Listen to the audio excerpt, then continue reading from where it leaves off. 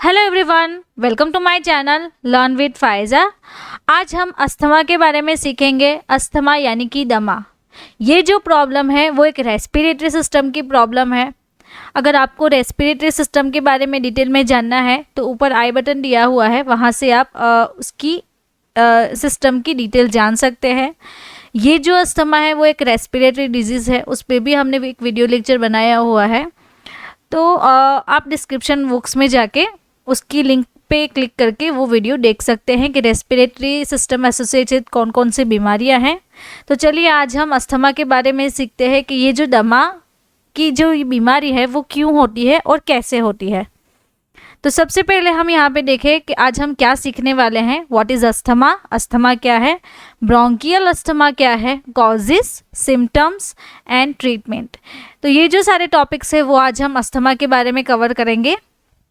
तो सबसे पहले हम सीखें कि अस्थमा है क्या। अस्थमा एक कंडीशन है जो कि हमारी जो एयरवेज है, जो लंग्स की एयरवेज है, वो नैरो होके स्वेल हो जाती है and may produce extra mucus. उसमें क्या होगा कि एक्स्ट्रा म्यूकस वो एक्सक्रीट कर रहा है। This can be make a breathing difficulty. उससे क्या होगा, एक्स्ट्रा म्यूकस जमा हो रहा है लंग्स में, जो एयरवेज है, एयरवेज में एक्स्ट्रा म्यूकस जमा हो रहा है, तो उससे क्या होगा कि हमें ब्रीथिंग करने में यानी कि सांस लेने में डिफ़िकल्टी होगी। अगर हम कफिंग कर रहे हैं तो उसमें भी डिफ़िकल्टी होगी, विथ म्यूकस कफिंग आएगा, विजिंग साउंड आ रहा है। और when you breathe out and shortness of breath, उससे क्या होगा कि ब्रीथिंग जो हो रही है हमारी वो शॉर्ट हो जाएगी। उसके कारण अस्थमा यानी कि दमा होता है। नाउ ब्रोंकियल अस्थमा यानी कि अस्थमेटिक लंग।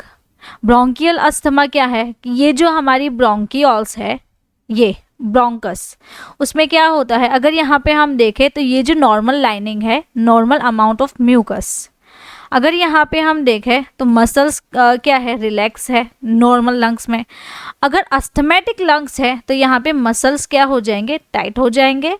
देन ये जो लाइनिंग है, इंटरनल ब्रोंकियल लाइनिंग, वो स्वेल ऑन हो जाएगी। स्वेलो होके क्या करेगी, ये जो विंडो है वो उसकी नैरो हो जाएगी। नैरो विंडो होने के बाद ये जो म्यूकस जमा हो रहा है उसमें, तो एक्सेस अमाउंट में म्यूकस जमा होगा। तो bronchial asthma is a medicine condition which causes the air pathway of lungs to swell and narrow. अगर यहाँ पे हम देखें तो ये जो पाथवे है वो नैरो हो गया है एंड ये जो लाइनिंग है वो स्वेल हो गई है। Due to this swelling, the air path produce excess mucus, make it hard to breathe. अगर excess mucus जमा हो रहा है तो ये जो यहाँ पे विंडो है, ये विंडो प्रॉपर अमाउंट में है जिससे कि हम नॉर्मल ब्रीथिंग कर रहे हैं। अब दूसरी साइड यहाँ पे हम देखें तो यहाँ पे ये जो विंडो है वो शॉर्ट यानी कि नैरो विंडो हो गई। इससे हमें ब्रीथिंग करने में डिफ़िकल्टी आ रही है। देन इट कॉजेज टू, अब ये जो डिफ़िकल्टी हो रही है वो कौन कौन से कॉजेज से होगी, कफिंग, कफिंग के दौरान होगी difficulty, shortness of breathe, wheezing. This disease is chronic and interfere with daily working. अगर हम को डेली में कोई ना कोई वर्किंग कर रहे हैं तो उस दरमियान हमारी शॉर्टनेस ऑफ ब्रीथ हो रही है, विजिंग हो रही है, कफिंग आ रहे हैं, तो ये जो प्रॉब्लम है वो अस्थमेटिक प्रॉब्लम्स के कारण होती है, यानी कि अस्थमा दमा में होती है। अब दमा होने की कॉजेज़ कौन कौन से हैं, फैमिली हिस्ट्री, यानी कि अगर आपकी कोई प्रीवियस फैमिली हिस्ट्री है, अगर आपके फैमिली में किसी को प्रीवियस अस्थमा की बीमारी है तो आपको हो सकती है। अगर आपको कोई एलर्जिक रिएक्शंस है, यानी कि एक्जेमा है, एलर्जिक रिनिटिस है, तो उस कंडीशन में भी हो सकता है। वायरल रेस्पिरेटरी इन्फेक्शन है, ऑक्यूपेशनल एक्सपोजर्स, यानी कि इंडस्ट्रियल वुड जो फ्यूम्स आ रही है, जो वुड की डस्ट है, केमिकल फ्यूम्स है, वेपर्स है, मोल्ड्स है एनवायरनमेंट में, तो ये जो सारी प्रॉब्लम है उसके कारण भी जब हम इनहेल करते हैं तो उसके कारण हमें अस्थमा होने की संभावना रहती है। देन अगर यहाँ पर हम देखें तो एयर पॉल्यूशंस, स्मोकिंग के कारण, अगर आपको ओबेसिटी है, फिजिकल एक्टिविटी में स्ट्रॉन्ग इमोशंस है, स्ट्रेस रहता है, और रेस्पिरेटरी इन्फेक्शन है यानी कि कॉमन कोल्ड रहता है, तो उस कारण भी हमें अस्थमा हो सकता है। नाउ वीडियो के बीच में मैं आपको बताना चाहती हूँ कि हमारा एक ह्यूमन एनाटॉमी एंड फिजियोलॉजी का कोर्स है, जिसकी लिंक मैं आपको डिस्क्रिप्शन बॉक्स में दे दूँगी। तो आप हमारी जो मोबाइल एप्लीकेशन है वहाँ से आप हमारा एनाटॉमी का कोर्स परचेज कर सकते हैं। अगर आपको ऐसे ही वीडियो अच्छे लगते हैं तो आप हमारा कोर्स परचेज कर सकते हैं। देन अब हमारे टॉपिक पे वापस से आते हैं कि कौन कौन से सिम्टम्स है जो कि अस्थमा के रहेंगे। अस्थमा के कारण जो सिम्टम्स है वो शॉर्टनेस ऑफ ब्रीथिंग में शॉर्टनेस रहेगी, चेस्ट पेन हो सकता है, bradycardia, difficulty in breathing, trouble in sleep. Trouble in sleep क्योंकि हमें अस्थमा की प्रॉब्लम है तो हमें स्लीप डिसऑर्डर्स हो सकता है, coughing, wheezing, then difficulty in talking, rapid breathing, frequent infections, coughing, especially at the night when laughing and during exercise। अगर हम कफिंग कर रहे हैं तो अस्थमा के कारण हमें जब भी हम लाफिंग कर रहे हैं, एक्सरसाइज कर रहे हैं तो शॉर्टनेस ऑफ जो ब्रीथ है वो हो सकती है। तो ये जो सारे हैं वो सिम्टम्स है। अब होम रेमेडीज़ है जो कि हमें अस्थमा में लेनी चाहिए। Make changes to your diet, हमें हमारे डाइट में चेंजेस करनी चाहिए, यानी कि हेल्दी फूड लेना चाहिए। Use Papworth method, then practising the Buteyko breathing, proper तरीके से एक्सरसाइज से ब्रीथिंग की प्रैक्टिस करनी चाहिए।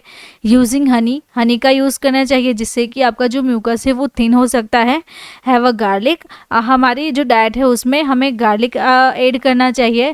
Then add ginger in your diet, ginger भी एक एंटीटर्सिव प्रॉपर्टी देता है। योगा एंड प्रैक्टिसिंग माइंडफुलनेस, आपको जो स्ट्रेस हो रहा है उस कंडीशन में योगा एंड जो प्रैक्टिसिंग माइंडफुलनेस है वो स्ट्रेस दूर करता है।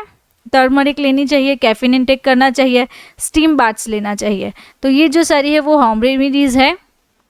देन अगर हम ट्रीटमेंट के बारे में देखें, अस्थमा कौन कौन सी ट्रीटमेंट है अस्थमा में, तो bronchodilator medicine, then corticosteroid, leukotriene antagonist and 5 lipoxygenase inhibitors. तो ये जो सारे मेडिसिन क्लास है वो अस्थमा को ट्रीट करती है। The first one is bronchodilators. Bronchodilators में है साल्ब्यूटामोल जो कि इनहेलेशन अस्थमेटिक पंप है जो कि सिप्ला नाम की कंपनी बनाती है।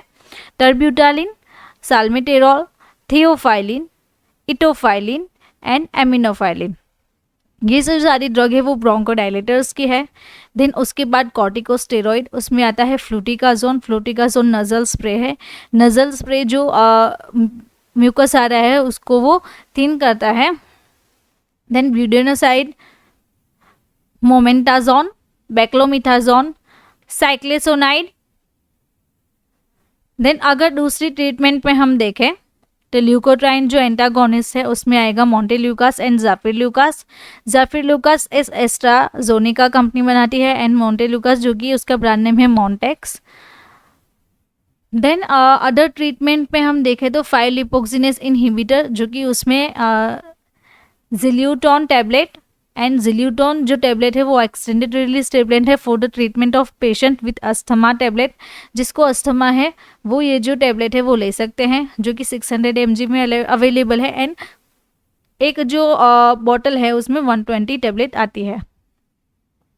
अगर हर्बल्स में हम देखें तो हर्बल्स में कौन कौन सी टैबलेट है, चरक नाम की कंपनी की एड हेल्जी टैबलेट्स आती है। देन हिमालय की ब्रेसोल,